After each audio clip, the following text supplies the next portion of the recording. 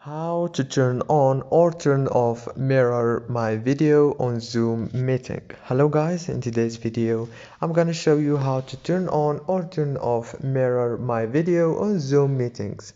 So first thing, go to Zoom.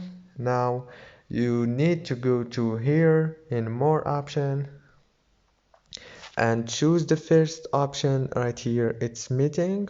Click on meeting. Now go down, you will find mirror my video option. You can turn it off like this or turn it on if you want.